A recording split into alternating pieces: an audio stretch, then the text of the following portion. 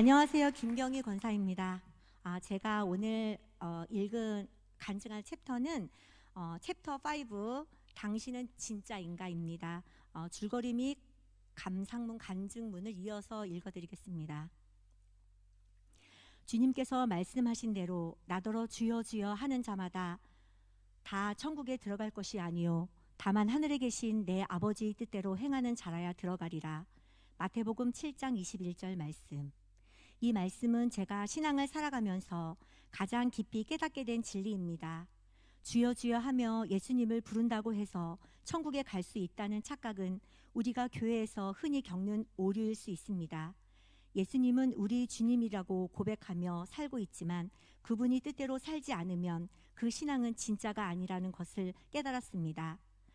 저는 어렸을 때부터 교회를 다녔고 집 바로 위에 있던 작은 시골 교회에서 예배를 드리며 하나님을 알기 시작했습니다.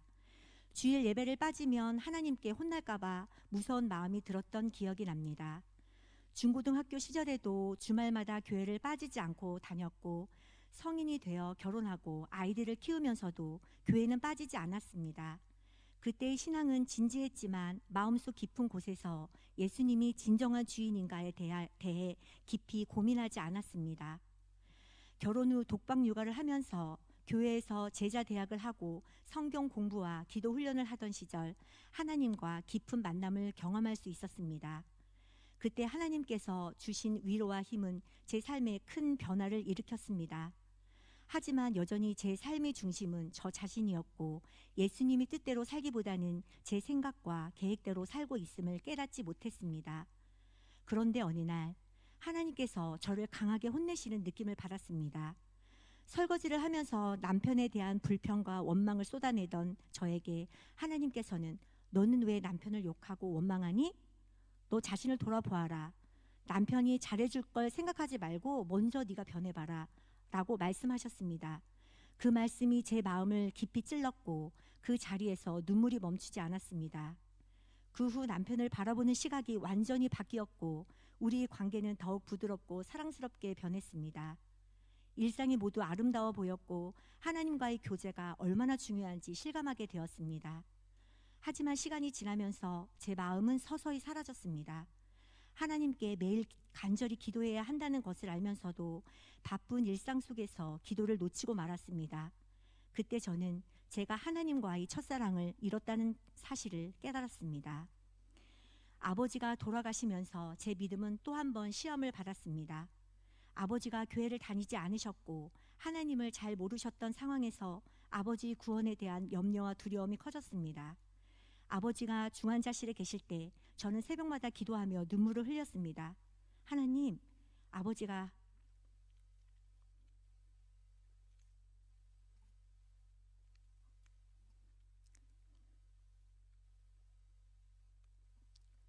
천국 가게 해주세요.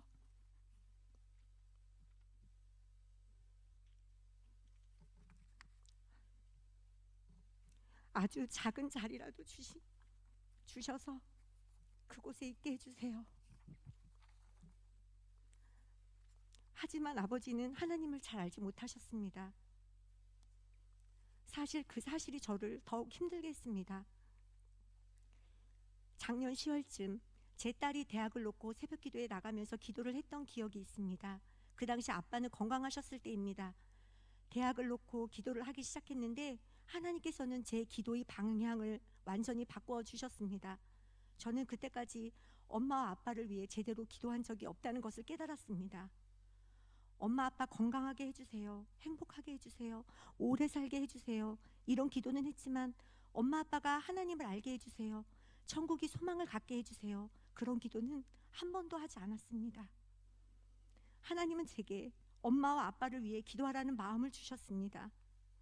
그 주 토요일 저는 엄마 아빠가 계신 친정집으로 갔습니다. 부끄럽고 쑥스럽지만 이렇게 말했습니다. 엄마 아빠 내가 미안해요. 엄마 아빠를 사랑하면서도 하나님의 사랑을 제대로 전하지 못한 것이 너무 미안해요. 내가 한 번도 기도해 준 적이 없어서 정말 죄송해요. 그렇게 울면서 엄마 아빠의 손을 잡고 기도를 드렸습니다. 그때 엄마는 울며 아멘이라고 대답하셨고 아빠도 처음으로 아멘이라고 대답하셨습니다. 그 순간 저는 아버지가 하나님을 처음으로 만나신 것 같다는 생각이 들었습니다. 아버지가 중환자실에 계실 때 육체는 움직이지 못하셨지만 귀는 열려 있을 것 같았기에 저는 계속해서 기도했습니다. 새벽 기도 후에 목사님께 부탁해 아버지를 위해 기도해 달라고 했고 그 기도를 핸드폰으로 녹음해 아버지 귀에 들려드렸습니다. 저는 아버지가 천국에 가셨다고 믿습니다. 하나님은 모든 것을 계획하시고 예비하신 분이라는 걸 깨달았습니다. 기도 중에 하나님께서는 저에게 엄마와 아빠를 위해 기도하라고 하셨고 그 기도가 하나님의 뜻 안에서 이루어졌습니다. 그 기도가 결코 헛되지 않았음을 믿습니다. 아버지께서는 이 땅에서의 삶을 마치고 하나님의 나라의 영원한 평화를 누리시고 계실 것입니다. 이 모든 과정은 하나님께서 제게 주신 큰 은혜였고 저는 그 은혜 속에서 다시 하나님과의 관계를 되찾고자 결단했습니다. 전부를 걸어라라는 책을 읽으며 제 자신을 다시 돌아보는 기회를 가졌고 다시 하나님과의 첫사랑이 되찾기로 결심했습니다. 교회에서 여러 가지를 맡고 있지만 여전히 세상에 한 발을 걸친 채 살아가고 있는 제 모습을 보며 저는 기도와 믿음의 생활을 다시 새롭게 시작하고자 합니다. 저는 이제 구원받았기 때문에 변하는 것이고 변하고 있기 때문에 진짜 신앙을 살아가고 있다고 확신합니다. 주님 안에서 거듭나 진짜 신앙을 살아가는 삶이 되기를 간절히 기도합니다. 저를 이어서 독서 간증을 해주실 분은 저에게 단짝으로 붙여주신 김규호 권사님입니다.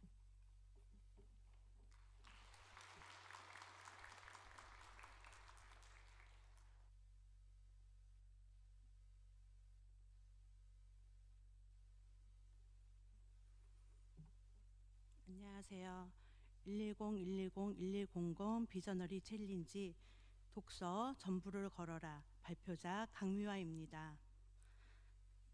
제1 해당 챕터 줄거리 및 챕터 선택한 이유를 말씀드리겠습니다. 챕터 14 진짜 사는 편을 택하라에서는 간단한 인스턴트 음식을 조리할 때 일회용기에서 나오는 환경호르몬이나 플라스틱 제품을 사용한 등의 불임의 원인이 되기도 하고 편해서 좋기만 한 것이 아니라 반드시 후유증이 남고 그 대가가 따릅니다. 가볍고 참지 않고 진지하지 않은 이 태도는 우리가 쓰는 물건이나 생활용품에만 국한되는 것이 아니라 우리의 인간관계에서도 나타납니다. 요즘은 진지한 관계를 추구하지 않고 다툼이 발생할 경우 해결을 위해 노력하기보다는 쉽게 관계를 끊어내기도 합니다. 더 큰 문제는 하나님과의 관계도 가볍기 짝이 없다는 것입니다. 참는 법이 없습니다. 자기가 우상이지 하나님 우선이 아니라 자기 자신을 위해서 신앙생활을 합니다. 안톤 라베이가 사탄교라는 것을 만들었습니다. 사탄교의 구호가 우리 지금 교육 현장에 들어와 있습니다.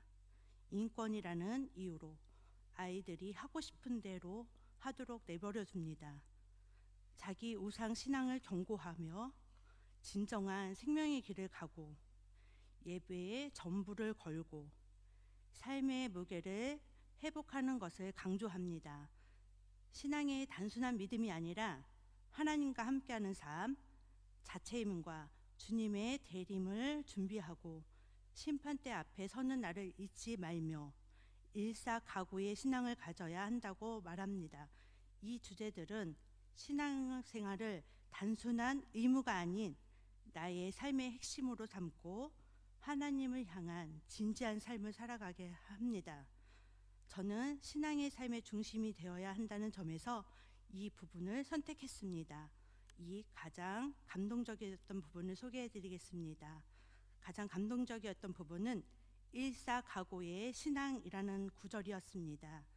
일사각오의 신앙은 한 번 죽을 각오로 신앙을 지켜가야 한다는 것입니다. 저도 어려서 부모님 따라서 주기철 목사님의 영화를 본 적이 있습니다. 망설임 없이 전력으로 나아가야 하고 세상의 길과 하나님의 길이 갈릴 때 주저없이 하나님을 택하라. 그것이 진짜 사는 길의 의미를 제게 큰 도전이 되었습니다. 해당 부분에 감동적이었던 부분과 자신과 비슷한 경험을 간략하게 소개. 이 구절이 감동적이었던 이유는 신앙을 살아갈 때 때로는 주저앉거나 방황할 때 있었습니다. 결단을 내리고 한 번에 하나님을 따르는 것이 진정한 신앙임을 깨닫게 해줬기 때문입니다. 저도 가끔씩 신앙생활을 지키는 것이 어렵고 다른 사람들의 시선이나 상황에 따라 마음이 흔들리곤 했습니다. 하지만 이 책을 읽고 나서 더욱 결단력 있는 신앙생활을 살아가기로 다짐했습니다. 이 책을 통해 감동받은 것과 2025년 신앙생활의 도전과 소원의 목표가 있다면 이 책을 통해 신앙의 본질이란 망설임 없이 전력으로 하나님을 따르는 것을 깨달았습니다.